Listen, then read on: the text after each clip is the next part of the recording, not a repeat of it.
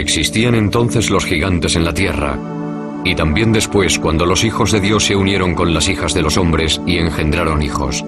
Estos son los héroes famosos de antaño. Génesis capítulo 6, versículo 4.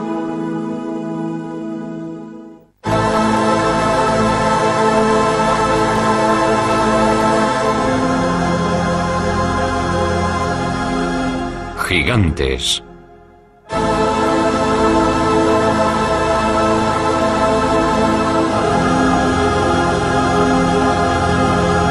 Misterio y mito. Los mayas y los incas creían que en la Tierra existió una raza de gigantes antes del diluvio universal. Igual que tantas civilizaciones antiguas. Para algunos eran dioses. Otros grabaron sus imágenes en piedra o escribieron historias sobre ellos. Griegos y romanos hablaron de sangre cayendo del cielo sobre Gea, diosa de la tierra, que parió a los titanes, una raza de gigantes.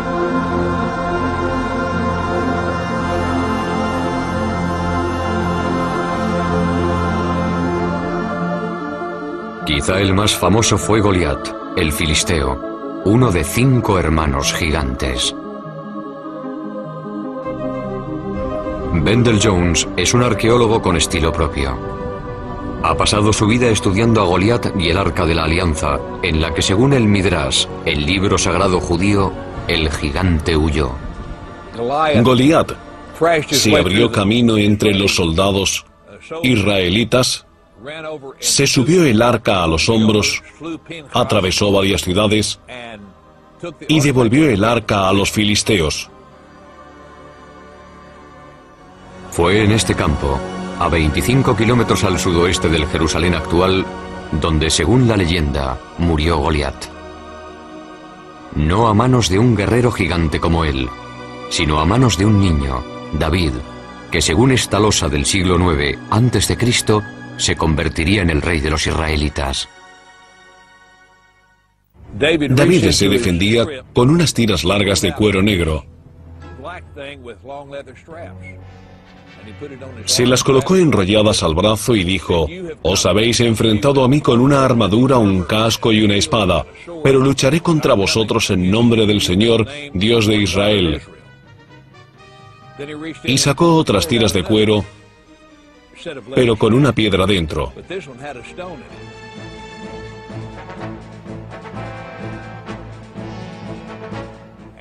Y con las piedras de su honda, el pastor golpeó a Goliat. Le atontó, pero no le mató. Goliat cayó al suelo. David se acercó y le quitó la espada, la enorme espada con la que había matado a tantos hombres. Y con ella le decapitó. A 3 kilómetros del lugar donde tuvo lugar esta pelea, hay un montículo cubierto de hierba. Se supone que es la tumba de Goliat, aunque no se sabe a ciencia cierta, porque no se ha comprobado. En Estados Unidos hay muchos montículos que se consideran tumbas, una raza de gigantes. Se descubren cerca de Clearwater los restos de 7 personas de casi 3 metros de altura enterradas hace 200 años. Un autor que ha vendido más de 15 millones de libros y ha escrito mucho sobre gigantes es Brad Steiger. Hay numerosas tumbas de gigantes, algunos de casi 3 metros de altura, y también de mujeres, algunas de ellas de más de 3 metros con cráneos enormes. Y curiosamente, algunos de estos cráneos tenían cuernos, otros tenían 2 filas de dientes y una serie de lo que hoy se denominan anomalías. Pero tenían unos cráneos gigantescos. Eran seres enormes. Restos de gigantes extintos enterrados bajo láminas de pizarra. Un arqueólogo a quien siempre han fascinado las leyendas sobre gigantes americanos es David Hatcher Childress. En torno a 1850, se excavaron varias tumbas en el medio oeste americano. Y en muchos casos, se encontraron personas de casi 3 metros. En muchos casos tenían 2 filas de dientes y también 6 dedos en las manos y en los pies. Lo que encontraron unos mineros en Bridal Veil Falls, California, se trataba de un muro con jeroglíficos muy complicados. Creían que iba a haber oro detrás del muro. Lo derribaron y descubrieron una mujer con un niño cubiertos de pelo y de polvo. Los mismos restos femeninos momificados se han hallado en Texas y también en Death Valley y en otras zonas de California. Estos viejos recortes de periódico son cuanto queda de estos misteriosos gigantes. Al ganador del premio Newsmaker, el periodista Jim Marsh, le interesa la ciencia especulativa. La arqueología estaba en pleno apogeo. Todos acudían con una pala intentando encontrar algo. Lo interesante del hallazgo de estos cuerpos gigantes momificados y fósiles gigantes y huesos es que no se limitaban a una zona concreta. Aparecían en Grecia, aparecían en Italia, aparecían en Oriente Medio, aparecían en Estados Unidos. Y aunque alguno fuera un fraude o una interpretación errónea, sigue habiendo una inmensa cantidad de pruebas de que se trataba de seres gigantes que habitaban la Tierra.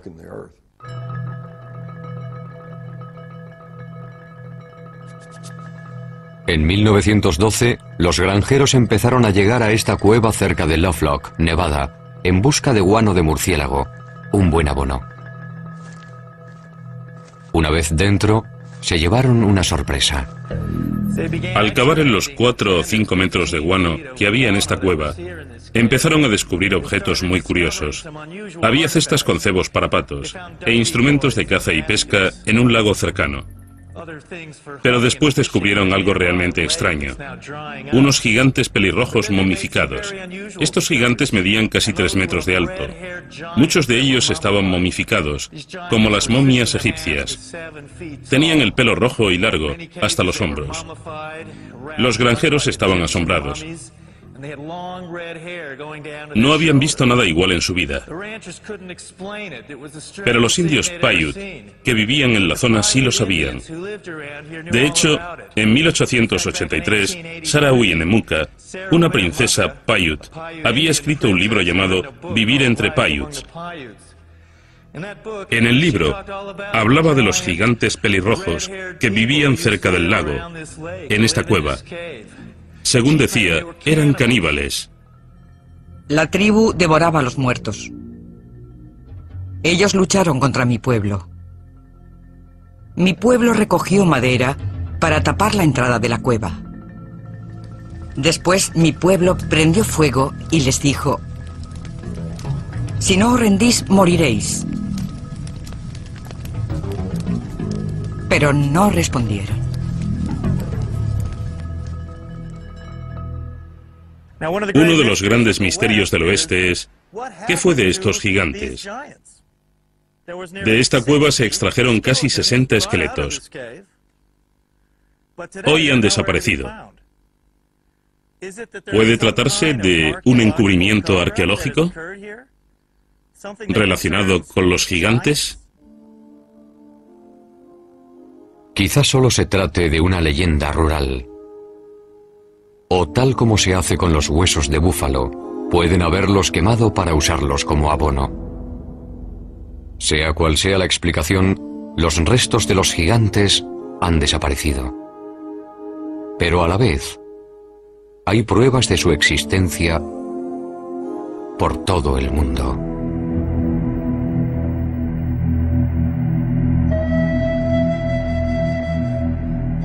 En Sudamérica, hay figuras gigantes grabadas en rocas, tan grandes que no se distinguen desde el suelo.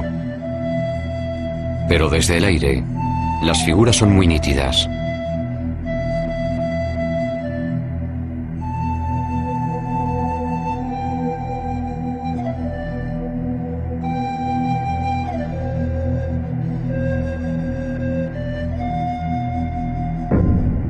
En Chile, en el Cerro Unitas, a más de 100 metros de altura, está la mayor imagen de una figura humana del mundo.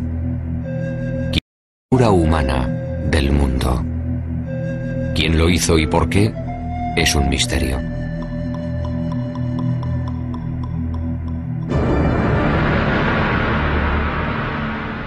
Al otro lado del mundo, en el Reino Unido, otras figuras gigantes miran al cielo. Esta es la de Cerne Abbas, cerca de Shaftesbury. Grabada en piedra caliza, no se sabe en qué época, puede representar a Hércules, el héroe mitológico. A 240 kilómetros de allí está el hombre de Wilmington, con sus 90 metros de longitud. Emerge sobre la campiña inglesa como un dios gigante de otra era. En Gran Bretaña hay representaciones muy variadas relacionadas con los gigantes. Una autoridad sobre el folclore inglés y los gigantes de Gran Bretaña es Jennifer Westwood. En sus orígenes, Gran Bretaña estuvo habitada por gigantes. En aquellos tiempos se llamaba Albión. Y tras la caída de Troya, un héroe llamado Bruto vino con todos sus hombres y decidió conquistar Albión. Batallaron con aquellos gigantes salvajes y mataron a casi todos. Pero había uno, llamado Gog Magog, al que dejaron con vida, que medía 4 metros y luchó contra el duque de Cornualles, llamado Corineo. Fue una pelea con muchas alternativas. Gog Magog le rompió las costillas a Corineo, y este se indignó tanto que cogió al gigante de 4 metros y lo tiró por un acantilado. El gigante quedó destrozado contra las rocas, y su sangre las tiñó de rojo.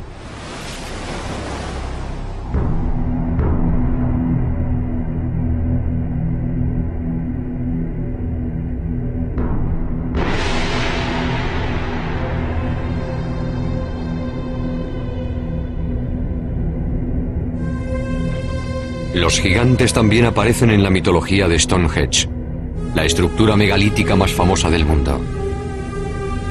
Estas inmensas piedras, la mayor de ellas de 10 metros de altura y 50 toneladas de peso, se erigieron hace miles de años.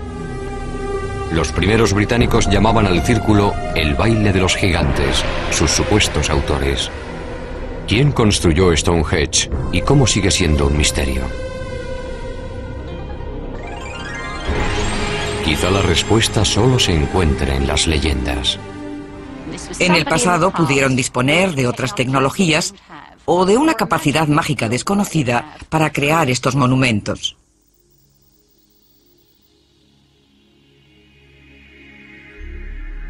Gilgal Rephaim, con su forma de espiral, está en los altos del Golán, a 80 kilómetros de Damasco.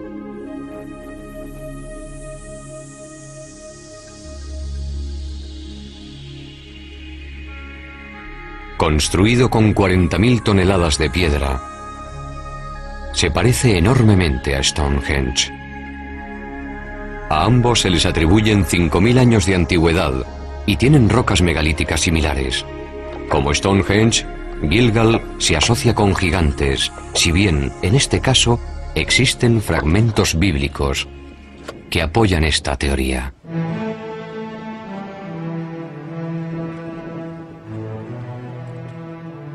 El arqueólogo israelita Daniel Herman está investigando una tumba recién abierta. Evidentemente, esta es la tumba de un hombre muy poderoso. Se ve por el tamaño de las piedras. Construirlo debió representar un esfuerzo enorme y prolongado.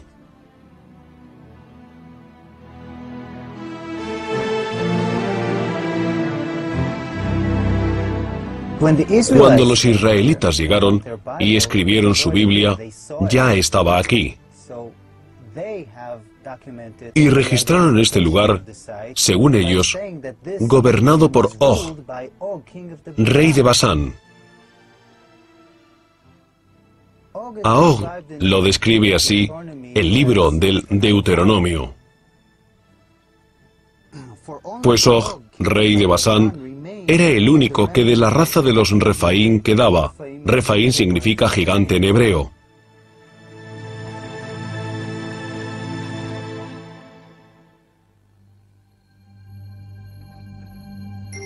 La superficie de nuestro planeta está llena de construcciones enormes, con miles de años de antigüedad. Están en los desiertos, en las llanuras, bajo los océanos, en las montañas como las de Sudamérica. El mundo debió ser como las ciudades de Machu Picchu, Tiahuanaco, Sacsayhuamán. Debió ser un mundo poblado por gigantes que construían sus edificios con grandes bloques de piedra de 200 o 500 toneladas.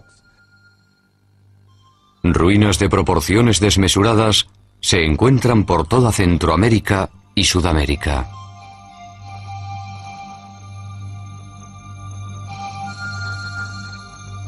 Hasta un escéptico puede plantearse quién ha construido estas enormidades, si no una raza de gigantes.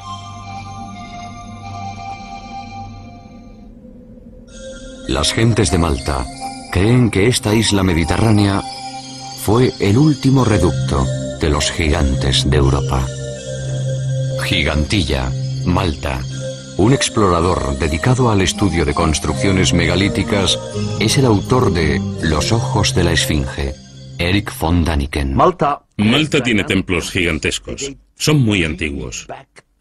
No se conoce su fecha exacta. Unos 5.000 años antes de Cristo.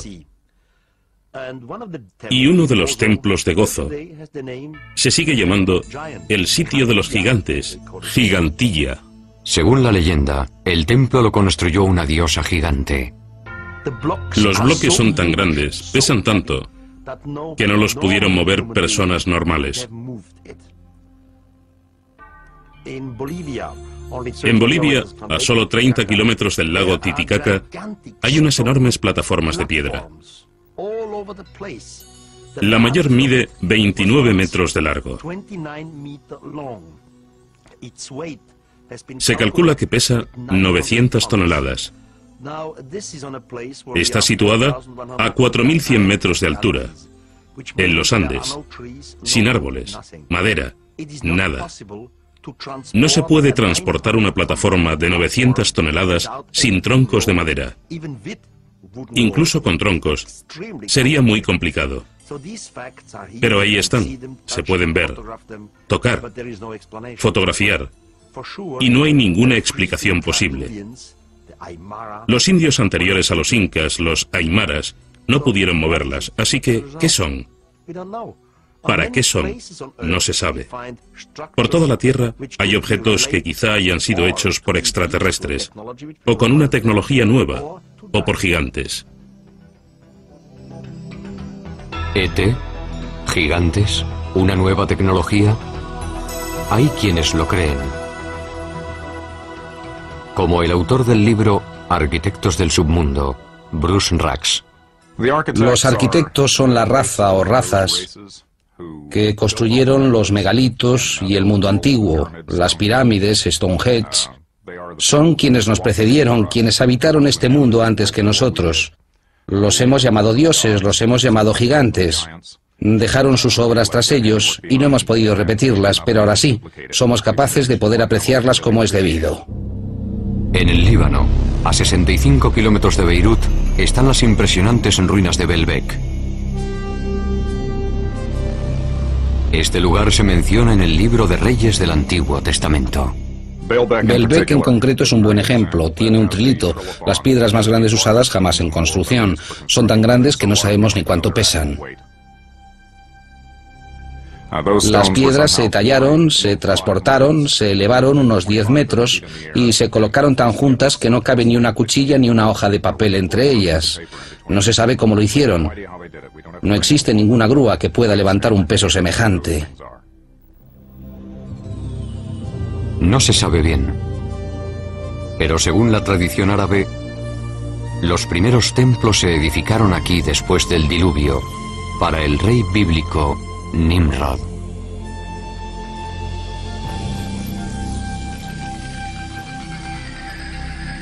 ¿Pero qué significa la palabra gigante? ¿Son monstruos sanguinarios como el cíclope de la Odisea de Homero? ¿O los ogros gruñones de los cuentos infantiles?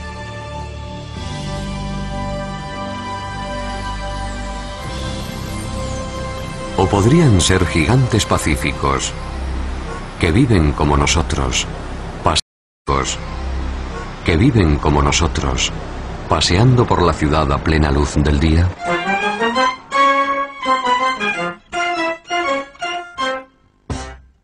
Hay dos tipos de personas que pueden considerarse gigantes. Hay gigantes genéticamente programados para ser altos, personas normales cuyos genes les llevan a ser muy altos. Y también hay personas que sufren algún tipo de desorden, el más común de los cuales, o el más conocido, es la acromegalia, una enfermedad producida por el exceso de la hormona del crecimiento. Una acromegalia tiene muchos efectos sobre el cuerpo. No solo genera personas excesivamente altas, también origina problemas potenciales en el esqueleto y en otros órganos internos.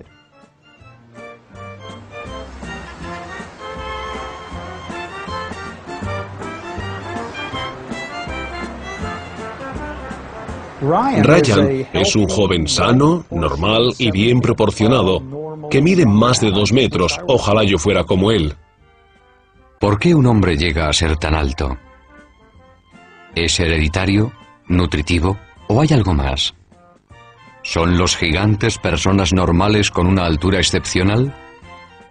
¿De dónde han salido? ¿Es posible que en un pasado remoto tuvieran antepasados gigantes? El doctor Marvin Antelman, científico premiado por el Instituto Weizmann, cree que tiene la respuesta.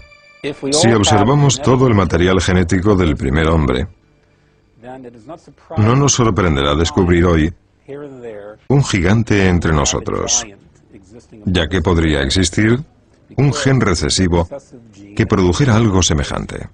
La tribu Batusi, por ejemplo, es muy alta. La altura media de sus hombres supera los 2 metros. Son altísimos. La Biblia menciona a personas aún más altas, en tiempos muy remotos. El rabino Isaac Marmorstein, del Centro de Estudios Hebreos de Vancouver, Canadá.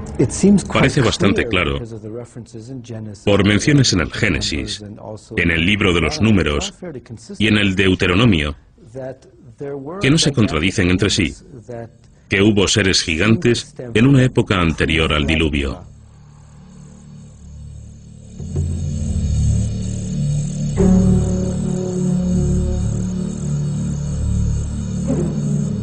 ¿Es posible que las condiciones medioambientales del pasado potenciaran el desarrollo de gigantes? Por restos fosilizados, sabemos que algunas especies, como los dinosaurios, eran mucho más grandes que las actuales. Un defensor de esta polémica y arriesgada teoría es el Dr. Carl Bo. Una expresión genética óptima implica que el mejor ADN del organismo se expresa gracias a las condiciones atmosféricas favorables. Según demuestran los fósiles, árboles como la secuoya gigante californiana eran antes mucho más grandes. Según una teoría, las condiciones medioambientales del pasado favorecían el gigantismo.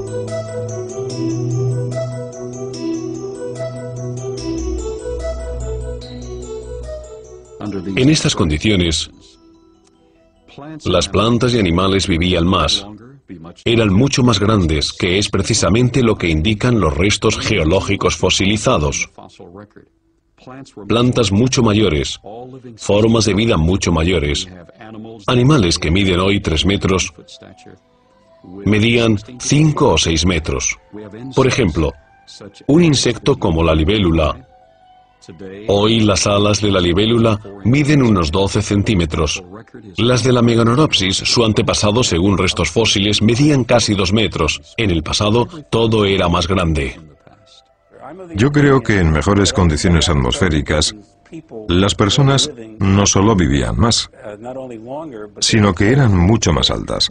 Los gigantes y dinosaurios no podrían ser hoy como en el pasado, porque las condiciones atmosféricas no lo permiten. Antes del diluvio, teníamos una capa de ozono mayor. Con el diluvio se redujo a la séptima parte de lo que había sido. Por tanto, la vida terrestre actual no tiene la misma esperanza de vida que tenía entonces.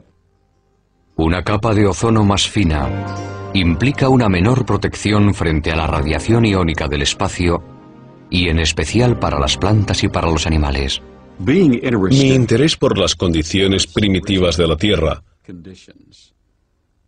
después de 35 años de investigación de esos parámetros, me ha llevado a reconstruir el contexto.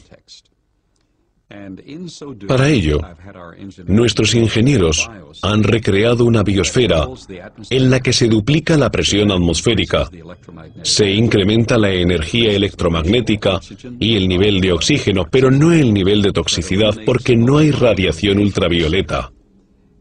Nuestros experimentos han sido realmente gratificantes.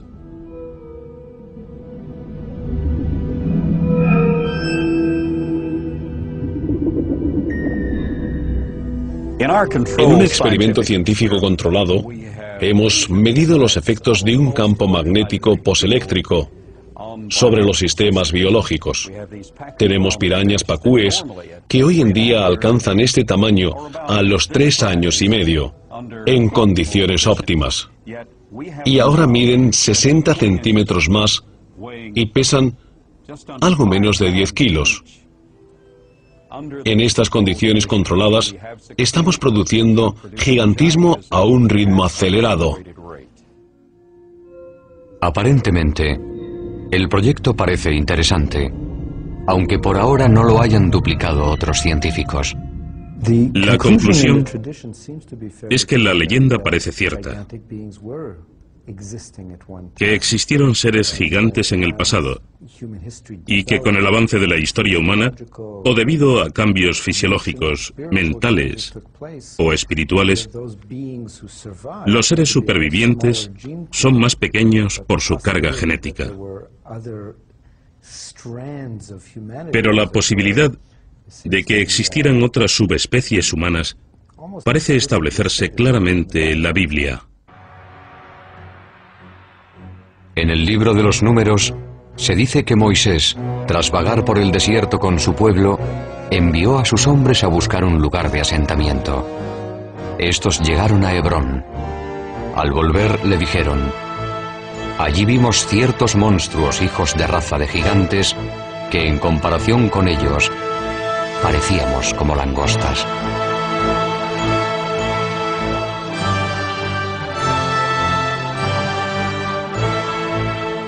Las tribus siguieron hacia el nordeste, en dirección a lo que hoy es Petra, en Jordania.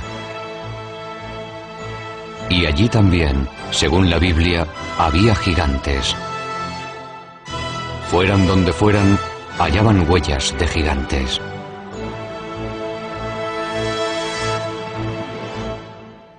Según las Escrituras, en el pasado hubo gigantes en la tierra. En sentido literal, no simbólico. Quiero decir que eran hombres poderosos y muy hábiles. Es decir, que los primeros hombres, los primeros humanos, eran gigantes. O puede ser que los gigantes vinieran de fuera. Que la tierra fuera como una colonia. Este concepto es sorprendente. Pero un pueblo más antiguo que los israelitas pensaba lo mismo. Escribieron que los gigantes eran seres celestiales, no terrestres, que venían de otro planeta.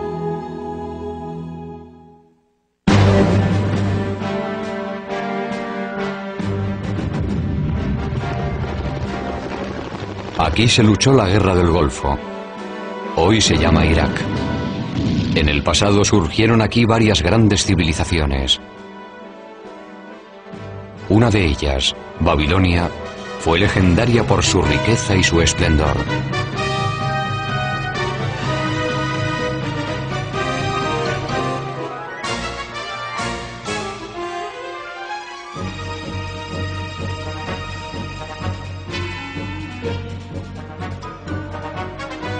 Pero antes de Babilonia, tanto como 6000 años antes, surgió otra civilización notable. Eran los sumerios, que poseían una civilización enormemente avanzada. Fueron los precursores de numerosos logros posteriores. Enormemente avanzada. Fueron los precursores de numerosos logros posteriores. Tuvieron el primer congreso bicameral, la primera escritura, las primeras escuelas. Bueno, la lista es interminable. Y nos preguntamos, ¿de dónde salió todo aquello? Creo que hay que ir a los primeros sumerios y escuchar muy atentamente sus palabras, porque lo que dicen, no solo una vez, sino en muchas ocasiones, es que su civilización proviene de unos seres que llegaron de los cielos a la tierra. Los llamaban los Ananoki. Los sumerios escribieron su historia en tablas de arcilla, que pasaron medio siglo olvidadas en un museo de Berlín. Pocos han logrado descifrar este antiguo lenguaje. Uno de ellos es Zecharia Sitchin. El legado textual y pictórico recibido de los sumerios hace 6.000 años describe un pueblo que venía de un planeta llamado Neberu. Y según muchas de las imágenes, eran altos, como un tercio más que el ser humano medio. Eran gigantes. Este sello cilíndrico de un museo de Berlín es sorprendente por varias razones. Muestra nuestro sistema solar con el Sol en el centro y los planetas a su alrededor. Un hecho que se descubrió en Europa hace solo 300 años.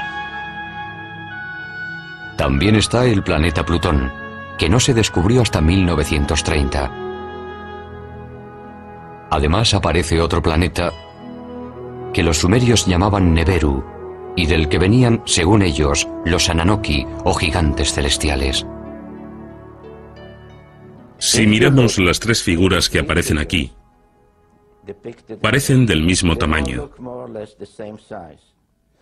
Pero teniendo en cuenta que este es un dios y que está sentado, si se observa desde la rodilla a la cadera, se descubre que mide más de 3 metros. Es un gigante, de los que llegaron del cielo a la tierra. Al buscar huellas de vida extraterrestre, los astrónomos han sondeado los confines del universo. Quizá deberían haber buscado más cerca de casa. Porque en nuestro sistema solar se ha detectado una misteriosa estrella cerca de donde los sumerios situaban a Neberu, planeta de los Ananoki. Para los creyentes es la prueba concluyente de que los gigantes celestiales existen.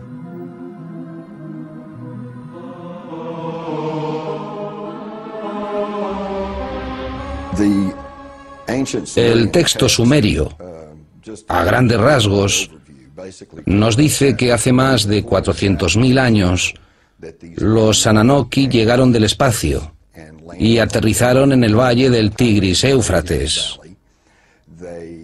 Empezaron a montar una colonia llamada Edén.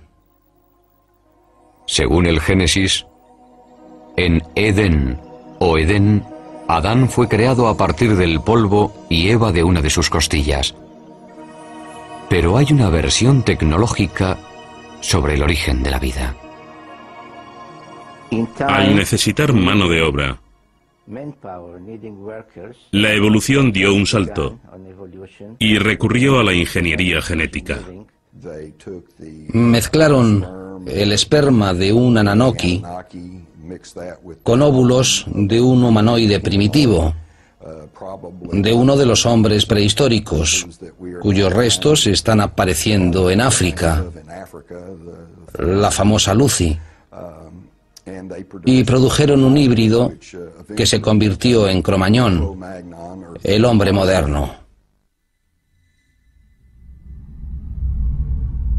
Según la leyenda, Cuando los Ananoki volvieron miles de años después para ver cómo iba su artesanía genética, las hembras humanas les parecieron muy atractivas. Comienza en la Biblia, donde se ve desde su inicio, con Moisés, que cuando los hijos de los dioses vieron a las hijas del hombre, las desposaron. De sus úteros nacieron gigantes. Tan destructivos eran los titanes que los padres Ananoki decidieron aniquilarlos. El libro apócrifo de Baruch nos dice incluso cuántos gigantes murieron. Según el libro de Baruch, el Señor creó el diluvio. Destruyó toda la vida de la tierra, incluidos los 409.000 gigantes.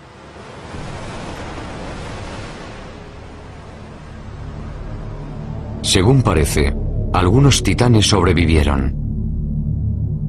Pero su reinado en la Tierra se acabó y los humanos se convirtieron en la especie dominante. Pero los gigantes viven en nuestra memoria, como algo arraigado desde el principio de nuestra existencia. Para algunos es más que un simple recuerdo. Quizás son los que nos informan de un número creciente de gigantes saliendo de los ovnis. Estos creyentes aseguran que los Ananoki, o gigantes celestiales, van a volver.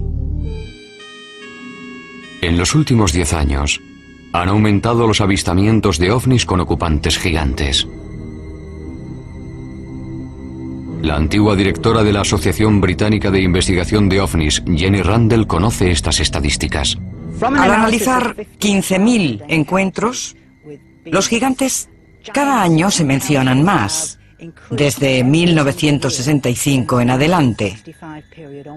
Y recibimos muchos más informes sobre gigantes hoy que hace 30 o 40 años. Los libros apócrifos de Enoch tienen más de 5.000 años de antigüedad. En ellos, Enoch narra cómo 2 hombres muy altos le llevaron al cielo. En este viaje celestial, también habla de quienes llegaron a la tierra desde el cielo. Ante mí aparecieron 2 hombres enormes, como no he visto nada igual en la tierra. Sus rostros brillaban como el sol, sus ojos eran como una luz ardiente. Y me alzaron y me llevaron al primer cielo. Y vuelan con sus alas y van de un planeta a otro. Vi ante mí a los ancianos, los guardianes del orden celestial. Estos grupos hacen un estudio minucioso del movimiento de las estrellas. Enoch es llevado al cielo al menos 3 veces. Y hoy diríamos que fue transportado a una nave nodriza. Allí discute con los altos mandos, sean cuales sean. Imaginemos que el comandante de la nave. Es decir, que Enoch fue víctima de una abducción alienígena. Puede parecer una interpretación absurda de un texto antiguo. Por otra parte, las historias de abducciones actuales no son muy distintas. Los mayores medían entre 2 y 3 metros. Tenían pelo blanco, piel pálida, casi albina, ojos azul claro. Vestían túnicas blancas y no llevaban zapatos. Se comunicaban por el sonido y también mediante telepatía mental. He revisado el manual de uso de mi cerebro y no se dice ni en letra pequeña que los sueños son entre las 11 de la noche y las 8 de la mañana. En general es así, pero sabemos que el cerebro puede crear imágenes muy nítidas, muy reales, que solo son alucinaciones. Pero lo ocurrido en la ciudad rusa de Forones no es fácil de explicar, porque hubo al menos 20 testigos. ¿Pudieron soñar todos lo mismo a plena luz del día? En septiembre de 1989 ocurrió algo en la ciudad de Forones, a 300 kilómetros de Moscú, que llamó la atención de la prensa mundial. Durante semanas se vieron luces extrañas en el cielo, y el 27 de septiembre se informó de que en un parque público había aterrizado una nave de la que bajaron 3 figuras gigantes. Había aterrizado una nave de la que bajaron 3 figuras gigantes. Nada, ni remotamente parecido, había ocurrido jamás en Forones. Antes de venir a América en 1990, el periodista ucraniano Paul Stonehill informó sobre Forones para la prensa internacional. Los investigadores del suceso de Forones, que eran científicos, geólogos y también algún militar, fueron al lugar inmediatamente. Justo después, estuvieron allí el 3 de octubre estudiando y recogiendo pruebas.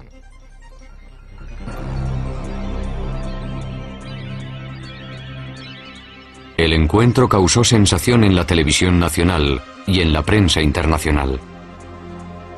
Не было, ну уже хотя бы потому, что не было до сих пор в Воронеже событий, подобных тем, Los dibujos de los niños testigos son muy descriptivos.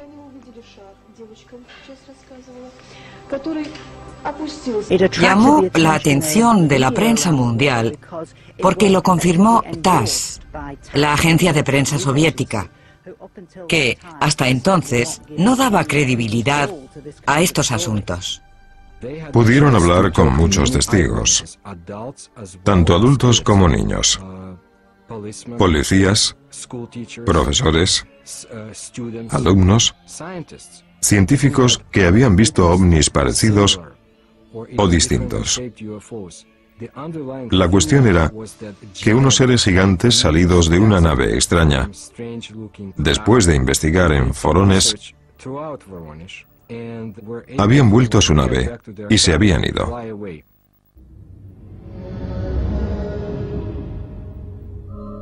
Esta vez teníamos un gran número de personas. Todas coincidían al describir la apariencia de estos gigantes, así que no se trataba de creer o no creer a un testigo.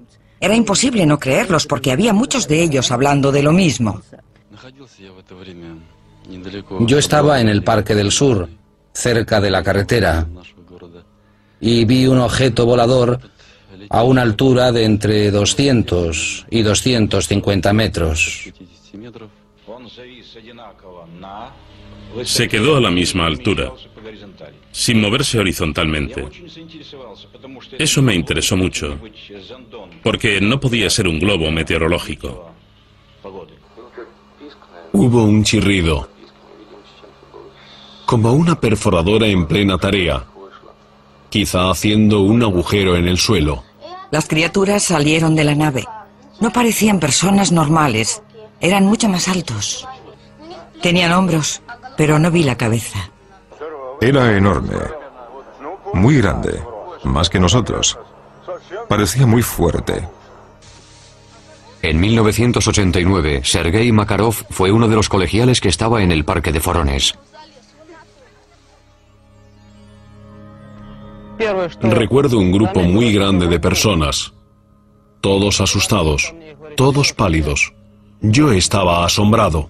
Denis Mursenko era otro niño que estaba en el parque aquel día de septiembre de 1989. Vi unas huellas y un hombre muy raro. Parecía normal, pero era muy alto. Poco después, desapareció. Yo supe que el ovni y los gigantes existían, porque los vi. Pero ahora, al recordarlo, me parece como un cuento de niños.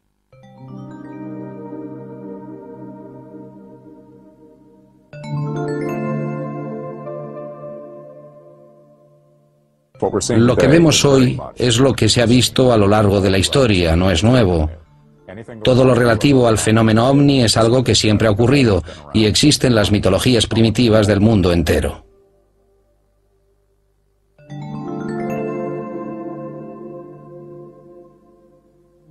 Están las leyendas. Y también existen pinturas rupestres de seres gigantes y pisadas. Yo creo que existió algo en el pasado, y este algo era mucho mayor que los humanos.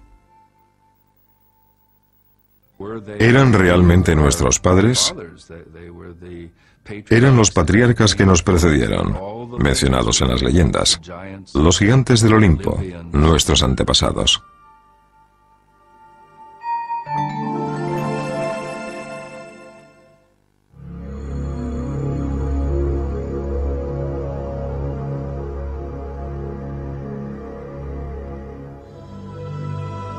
Sea verdad o fantasía, los gigantes han estado en el subconsciente colectivo desde hace años. ¿Pero hubo una raza de gigantes en la Tierra? Los textos antiguos y las pruebas lo sugieren. ¿Y es posible que los genes recesivos de quienes miden más de 2 metros hoy estén conectados con una raza de gigantes? Casos como el de los gigantes de Forones hacen pensar si van a volver los gigantes divinos de los sumerios.